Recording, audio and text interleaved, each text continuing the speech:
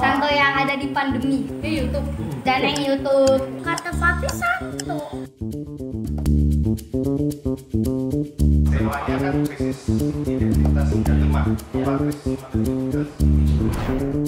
Selamat datang di BKSN 2020 untuk semua warga Santa Monica dan pemirsa yang lainnya. Kali ini kita akan menghadirkan satu narasumber. Dia adalah Pak Eko. Masuk Pak Eko. Selamat siang. Kira-kira selamat siang. Oke, selamat siang. Terima kasih sudah bisa ketemu dengan warga Faustina. Kok Faustina? Monica.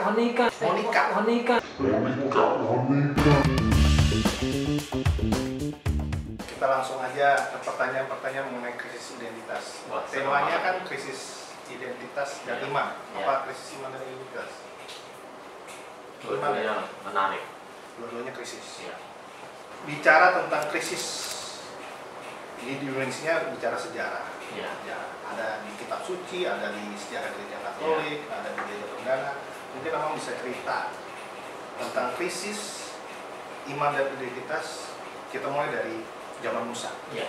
Wah, ini menarik ya, karena kita punya kekayaan gereja Katolik itu tadi disebutkan kitab suci, kemudian sejarah gereja, soal tradisi, kemudian juga konteks kita sekarang sebagai umat iman beriman dengan refleksi juga Santo Santa. Banyak orang Santo Santa yang membuat kita juga terinspirasi. Nah, soal Musa itu nabi besar. Tetapi sebelum dia dipanggil, dia seorang yang tidak percaya diri. Pemimpin umat Israel, perjalanan panjang, banyak kendala. Musa sendiri pun galau, karena kadang merasa ditinggal. Apalagi umatnya merasa kepanasan di saat siang hari. Turunlah awan untuk melindungi.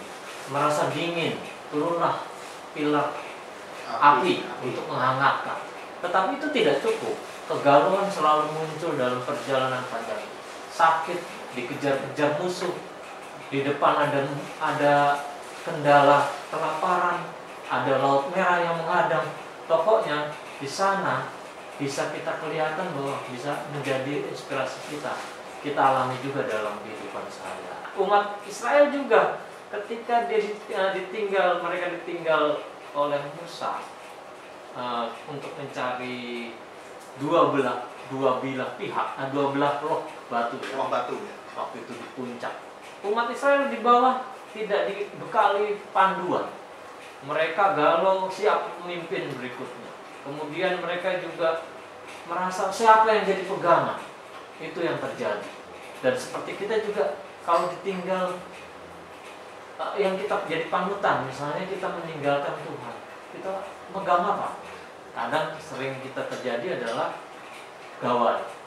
Bagaimana kita sekarang di tahun 2020 abad digital, kita pegangan yang namanya HP.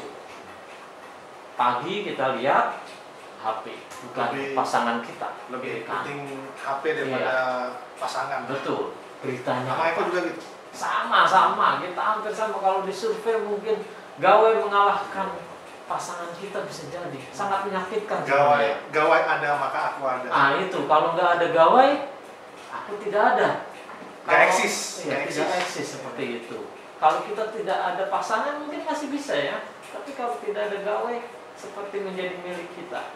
Seperti itu. Jadi antara Musa dengan tahun 2020 sangat dekat. Manusianya sama. Nah, refleksinya adalah apakah Musa tidak melihat kehadiran Allah ketika dia meninggalkan umat Israel naik ke Gunung Nebo? Iya, memang Musa tujuannya naik Gunung Nebo mau menjumpai Allah, tetapi memang ada tertulis di kitab suci. Allah itu tidak selalu dijumpai pada badai yang besar, tapi pada angin-angin sepoi-sepoi, di mana terkadang justru Allah sudah ada di hadir kita, cuma kita tidak mendengarkan saja. Atau kita tidak merasa Allah. Itu juga dialami oleh Musa. Itu juga dialami oleh umat Israel. Padahal Allah mendampingi mereka. Sudah membuktikan banyak umat Israel tetap galau. Iya. Kita juga seperti itu. Sama persis. Artinya antara konteks Musa dengan kita yang sekarang itu ada kemiripan antara bahwa kita sering merasa ditinggalkan Tuhan. Iya. Apakah itu sebenarnya bukan ditinggalkan Tuhan? Apakah mungkin karena Tuhan menguji kita atau Tuhan memang cukup sabar dengan sikap kita, dengan tindakan kita? Ya. Itu gimana? Poin pertama adalah Tuhan pasti setia. Itu tak bantah. Identitas Kristiani. Kristiani, iman kita juga seperti itu. Kita diajak oleh gereja bahwa Tuhan setia. Dia menopang, dia mendampingi. Masalahnya adalah apakah kita dekat dengan Dia, dekat dengan Rohnya, nafas kita. Tiap pagi kita diberi nafas, itu Tuhan. Bahwa kita punya hati kebaikan, itu Tuhan. Nah, kadang-kala kita juga seperti Musa, seperti umat Israel juga, bahwa maunya kelihatan.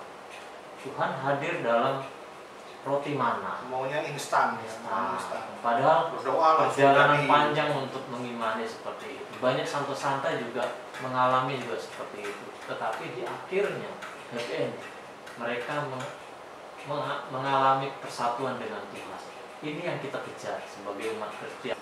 Pada saat itu krisis iman dan identitasnya oleh para rasul itu terjadi, betul nggak? Iya, betul. Nah, itu bagaimana mereka mencoba memecahkan permasalahan itu? Iya. Krisis jelas karena waktu itu selama 3 tahun Yesus bersama muridnya. Muridnya itu mengalami pengajaran, mengalami makan bersama. Terus dikenal oleh para masyarakat itu murid Yesus, saya murid Yesus seperti itu. Nah, pada saat itu agamanya apa? Agamanya masih Yahudi. Agama Yahudi. Iya, mereka sampai Yesus bangkit, Yahudi ketika baru nanti cerita yang berbeda di episode yang berbeda. Kalau ketua lingkungan kita mengizinkan bikin podcast lagi, kita cerita tentang agama para rasul, para murid Yesus dan berikutnya. Itu topik berat, berat banget itu, harus belajar lagi, harus manggil pastor. Mungkin kita harus mengundang yang lain. Iya, nah ini yang soal ini masih bisa kita jawab lah ya. Tapi pengalaman pribadi jangan sampai. Pengalaman pribadi waktu di Nias. Enggak niat di Jakarta dan di Depok. Nah, ini menarik bahwa ketika itu identitas sebagai murid Yesusnya hilang. Yesusnya mati di tempat yang terhina. Itu yang pertama. Saya terhina dong, logisnya gitu. Yang kedua, saya sebagai murid Yesus kehilangan orang yang selama ini menjadi panutan. Panutannya sirna karena menjadi orang yang jahat. Nah, di hari yang ketiga, identitas itu muncul bahwa guru saya bangkit. Itu luar biasa, peristiwa yang sangat luar biasa, mujizat. Lalu perjalanan di sebelum Pentakosta berkumpul bersama, identitasnya dikuatkan seperti kita kumpul. Tapi kan walaupun kita bicara itu kan bicara ideal. Iya. Artinya gini, bahwa di situ ada pertikaian, karena perbedaan prinsip. Pasti. Perbedaan prinsip, perbedaan menanggapi situasi. Itu bagaimana memecahkan masalah itu? Mereka memecahnya dengan seperti tertulis di kitab suci, bisa diambil kitab sucinya itu. Kita lihat ya. Di Kisah Para Rasul pertama mereka berkumpul. Mereka bersama dengan Kisah Para Rasul, ada di sini warna merah. Oh iya, ada sidang jemaat pertama. Ada sidang jemaat pertama itu setelah Pentakosta kemudian. Nah, mereka mengumpulkan dana bersama. Kas lingkungan, kas wilayah. Dikumpulkan bersama seperti itu. Dan mereka dalam satu rumah. Karena waktu itu kan orang masih membenci dan juga menyirikin murid-murid Yesus karena Yesus yang mati di kayu salib dan lambang penghinaan. Nah, di situ. Nah, ini refleksinya ke sekarang. Itu bicara tentang para pengurus gereja kayak Pak Coki, Pak Gun gitu kan. Iya. Pak Kris gitu ya. Pak Jono pernah ya. Pak Jono calon ketua wilayah Monica. Pak Jono sutradara. Oke. Jadi mereka terlalu fokus dengan pelayanannya. Sama nyindir. Enggak nyindir ini. Aku mencoba merefleksikan misalnya. Kan bagus tuh para rasul mengembalakan jemaat, mengembangkan, membuat jati diri. Nah, di sini konteksnya dengan pengurus itu gimana? Nah, pernah mengingat bahwa dalam Kisah Para Rasul, kemudian berikutnya surat-surat Paulus. Silakan. Itu Paulus juga bertengkar dengan Petrus dengan soal gereja, bukan soal pribadi. Mereka bersahabat, tetapi soal manajemen gereja atau pemahaman gereja lebih tepatnya mereka bertengkar. Itu hal yang wajar. Disatukan kemudian oleh Roh Kudus, mereka bersahabat, dan kemudian banyak juga para rasul. Makanya ada di surat Paulus juga menasihati jemaat supaya bersatu, seperti kita jemaat. Atau jangan-jangan karena jemaatnya dulu para rasulnya kurang piknik. Nah, bisa jadi refreshing gitu, rekoleksi, retreat gitu ya. Bahasa sekarang kan kurang piknik. Kurang piknik itu bahasanya Pak Jono. Bahasa Pak Jono. Iya. Oh, Pak Jono memang sering piknik dia. Oke. Karena dia punya travel. Oke. Itu kayaknya sponsor. Oh, sponsor. Jangan. Kita nggak nyebut nama. Kita nggak nyebut nama. Udah kelamaan, ayo langsung durasi. Nah, sekarang kita coba bahas sejarah pandemi. Kitab suci atau di wajah gereja. Iya. Boleh di-share? Oh, ini pertanyaannya berat karena soal historis ya. Stories. Yang paling tidak yang saya alami dalam refleksi pribadi, kemudian juga teman-teman bercerita begitu ya. Gereja terlibat langsung.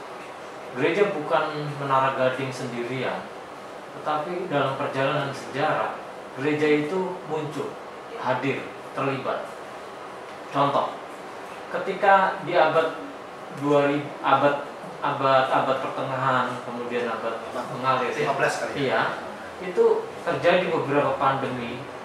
Bagaimana dunia tergerus oleh pandemi itu, gereja hadir dengan doa, melibatkan, membangkitkan iman orang untuk supaya teguh, berani menghadapi.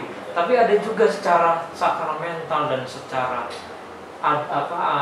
adorasi itu tradisi gereja muncul. Ada salib ajaib dikelilingkan, kemudian penguatan sakramen Maha Kudus hadir di sana. Itu gimana tuh bentuknya?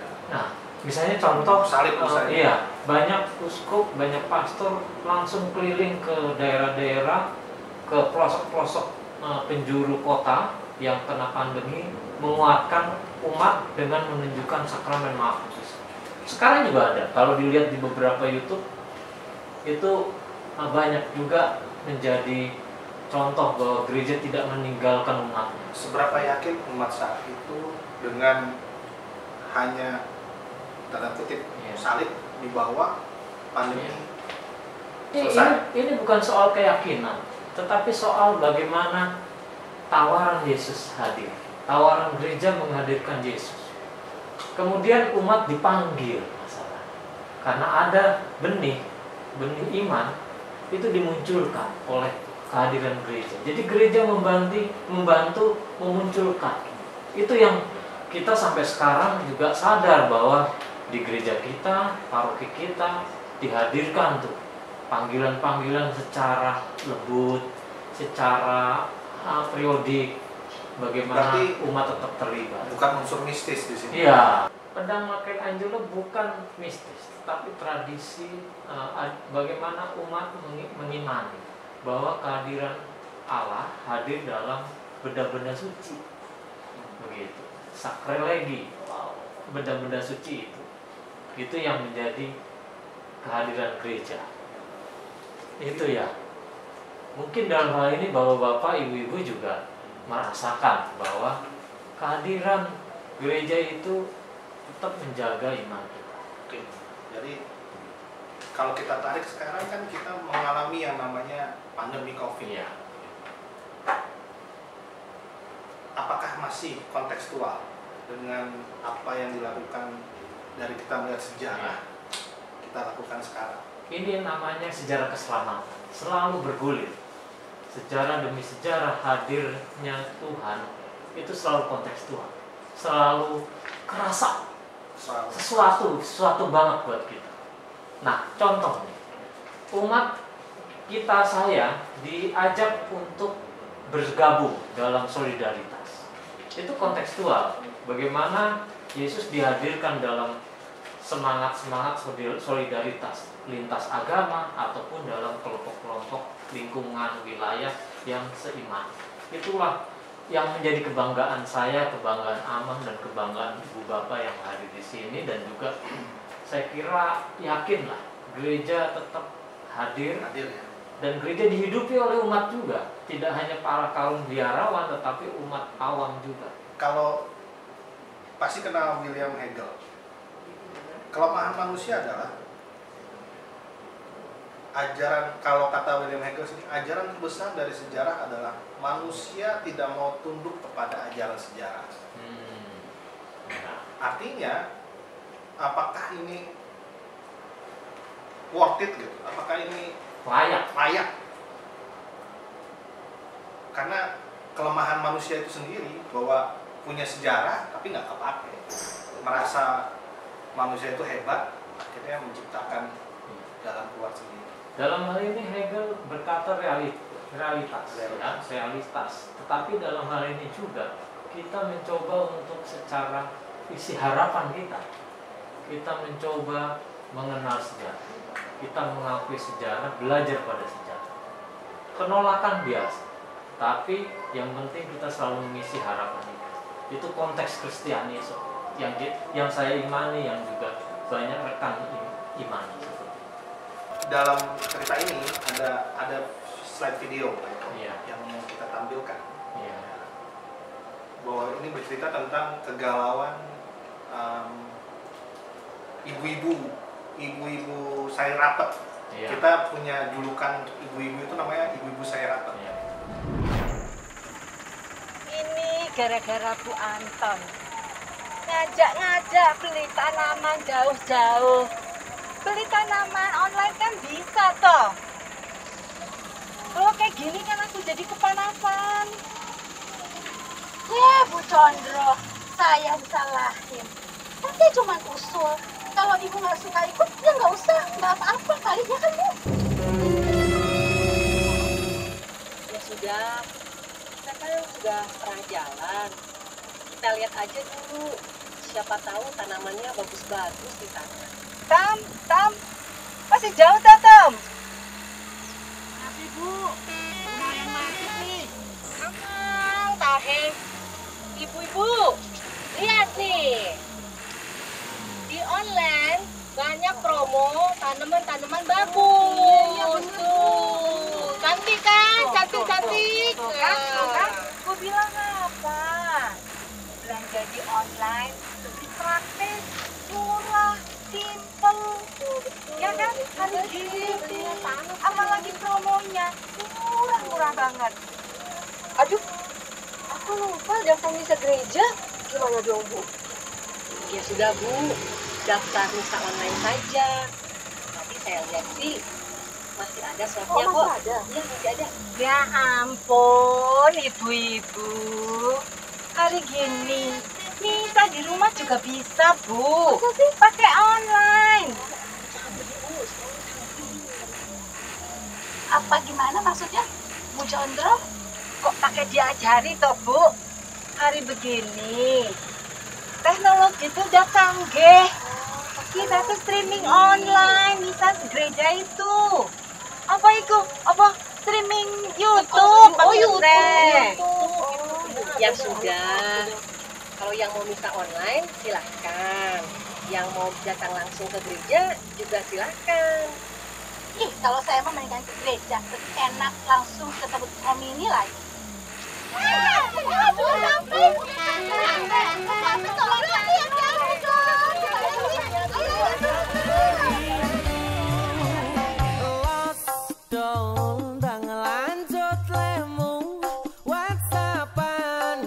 Pakai data nih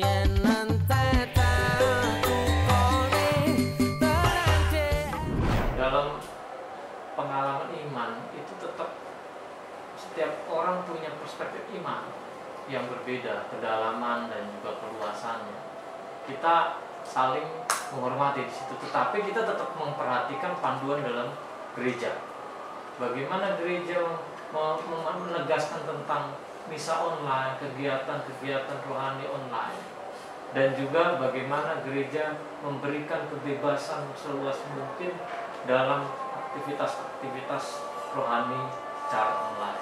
Disitulah gereja punya kebijakan, dan saya sebagai umat gereja memperhatikan dan melihat panduan. Relevansinya antara sikap terhadap online dan pandemi itu sendiri seperti apa? Iya. Apakah pandemi itu menjadi sebuah karma buat kita? Iya. Kita diajarkan selalu melihat dalam perspektif iman, harapan, dan kasih. Pandemi bisa jadi menjadi perjalanan tahun ini yang kelak. Tapi apakah kita tidak bisa melonjak iman kita pada melihat perjalanan kelak ini menjadi sebuah harapan? Bahwa banyak umat ya, dalam hal ini lintas agama, bekerja sama mengatasi soal pandemi. Banyak aktivitas kreatif yang muncul tidak ada sebelumnya, muncul di sini secara positif. Banyak juga karsa-karsa usaha orang untuk saling membantu. Inisiatif-inisiatif yang tak terduga. Ini yang kita lihat secara berani. Tahun depan kita naik kelas secara kelas. Itu yang kita imani, yang saya imani seperti itu. Ini yang menjadi diskusi menarik. Kalau kita lihat videonya, itu ada satu santo baru. Ya. Di COVID. Ya. Santo YouTube. Iya, itu populer banget, viral banget ya dalam hal ini. Dulu kan Mbah Google. Iya. Tapi belum iya. ditabiskan Iya. jadi santo. Sekarang jadi santo. Dan paroki itu menangguh keuntungan tuh. Satu YouTube-nya itu. Borderless ya. Iya, begitu. Oke. Dalam hal ini juga itu dampak dari masa ini. Kita tanggapi dengan iman kita seluas mungkin, sedalam mungkin, bagaimana melihat hal itu secara yang mau Tuhan lihat. Nah, ini pengalaman masing-masing orang. Saya punya pengalaman pribadi melihat bagaimana mengunjungi paroki Santo Yucup itu ya. Ini paroki Keuskupan. Bisa jadi lingkungan yang luas dunia gitu ya. Nah, itu Amang Buhaya. Kita mencoba banyak hal yang terjadi di sini kan. Ini menjadi menarik. Bagaimana sikap kita sekarang? Yang jelas gereja memberikan panduan bahwa misa utama, misa yang secara fisik kita hadir. Bahwa kita mengikuti misa online di paroki Santo Yucup itu ataupun yang lain-lain, channel-channel lain itu adalah memperteguh iman kita, tidak lepas dari tradisi gereja dan juga dari kekuatan iman kita. Itu yang menjadi paling penting, bukan mengandalkan misa online. Jadi kalau kita tarik benang merah dengan kekhawatiran Paus, Paus Franciscus kan agak khawatir. Iya, dan itu terjadi beberapa survei mengatakan menemukan juga bahwa setelah pada masa ini orang yang ketika dibuka gerejanya berkurang, mereka larinya tetap di channel itu. Nah, ini yang kita harus jaga bersama secara awam, secara umat yang beriman. Pesan moralnya apa nih? Pesan moralnya pertama adalah kita ada tradisi gereja, kasanah kekayaan gereja itu sangat dalam. Kita melihat bahwa gereja sudah memberi panduan. Saya ikut itu. Paling tidak, kalau saya menyerahkan pada siapa yang saya percaya, seperti Paulus bilang, "Sio cui credidi." Maka itu bahasa apa tuh? Aku percaya pada siapa? Pada aku bahasa Batak ini. Iya. Bahasa Batak ini. Iya. Bahasa Batak ini. Iya. Maka di sini Ku apa? Ku sio kui credidi. Sue Sio kui. Kalau bahasa Jawanya kui kredidi ya. Jadi dalam hal ini saya yakini apa yang saya percaya kepada gereja yang juga dalam hal ini gereja umat Allah yang sudah punya panduan-panduan itu. Saya ikut itu. Berarti itu yang menjadi identitas kita. Iya. Identitas kita. Oke. Bahwa kemudian saya ikut itu mengkritisi, kemudian juga ada yang mengembangkan itu keluasaan yang iman ada dalam diri masing-masing gitu.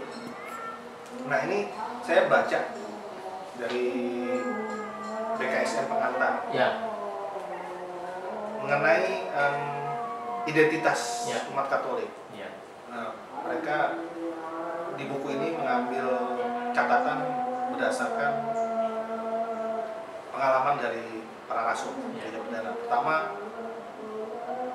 bertekun dalam pengajaran para rasul. Yang kedua hidup dalam persekutuan. persekutuan, betul. Kemudian yang ketiga memecahkan roti dan berdoa. Ya, Fisik ya, Ya. fisik.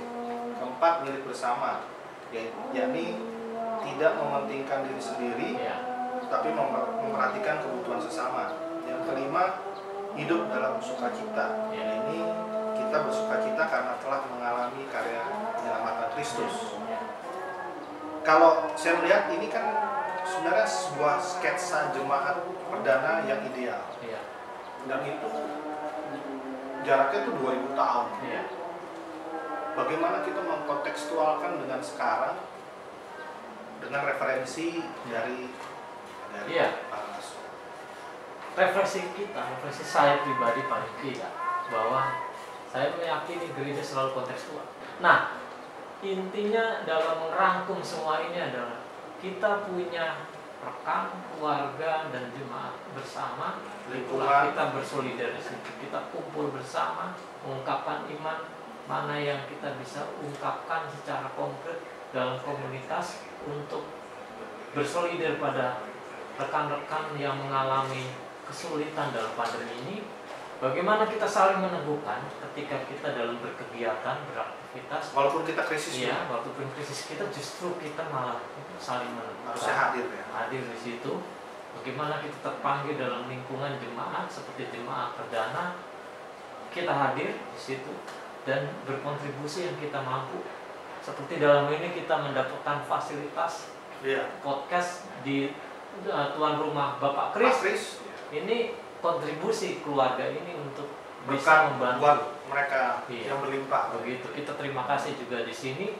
Maka saya meyakini banyak jalan Tuhan hadir, banyak cara hadir dalam angin sepoi-sepoi, tapi juga mungkin dalam Panas, badai badai. Tuhan tetap hadir. Sederhana saja. Pandemi ini membuat kita naik kelas atau tidak dalam iman. Gitu. Naik kelas atau Iya. tidak. Dan BKSN ini mengajak kita untuk tidak hanya memeluk kitab suci lebih akrab, tapi juga mendalami refleksi di sana. memeluk kitab Begitu. suci lebih akrab. Iya. Berarti kita tutup dengan buka. Iya. Kita buka. Iya, silakan. Karena Awang. BKSN namanya. Iya. Jangan sampai BKSN Silakan. tapi nggak buka kitab suci. Iya, Kita bicara lanjut. filsafat dulu. Jangan salah tuh apa? Salah babnya, buka ya, salah babnya buka. ya. Gitu. Oke, akhirnya silakan. Yakobus 2 ayat 22. Oke. Ini masalah kacamata lagi, saya tidak bisa melihat. Bentar. Mana ayat 22? Kamu lihat bahwa iman bekerja sama dengan perbuatan-perbuatan, dan oleh perbuatan-perbuatan itu iman menjadi satu. Ya, Kasih kalau tahu. boleh saya mau menegaskan Silakan. bagaimana kita dalam kelemahan keterbatasan masing-masing, pribadi saya, pribadi banyak orang, kita justru saling melengkapi dalam perjalanan bersama ini. Perjalanan ziarah menuju tanah terjanji dalam konteks zaman sekarang. Itu yang membuat kita selalu merasa bahwa Tuhan tidak meninggalkan kita. Tuhan hadir. Ya, Tuhan hadir. Terima kasih banyak Amang Tuhan dan Ketua Lingkungan kita Pak Coki, rekan-rekan. Waktu Tuhan pasti yang terbaik, walau kadang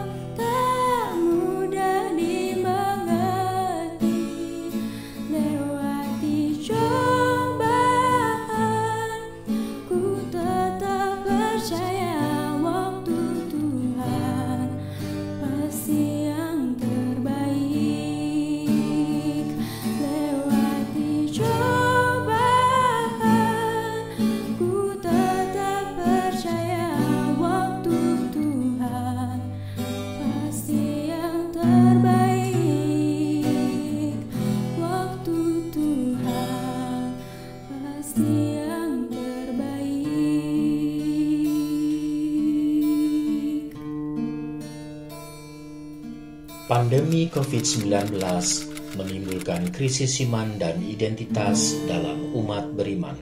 Bentuk krisis iman dan identitas dalam masyarakat ditandai dengan kita menjadi takut dan khawatir untuk menerima tamu atau enggan mengunjungi saudara seiman yang sakit atau kedukaan, dan bahkan ada juga dari antara kita menganggap tenaga medis sebagai sumber penularan virus. Refleksi kisah Yesus menyembuhkan orang kusta menginspirasi kita dalam mewartakan kabar baik kepada umat yang sedang galau akibat pandemi COVID-19. Lalu apa upaya kita? Cukup dengan memberikan doa, perhatian, semangat, atau pertolongan yang diperlukan kepada sesama yang mengalami krisis iman dan identitas. Berarti kita sudah meneladani ajaran Yesus yang peduli dengan orang-orang yang mengalami penderitaan.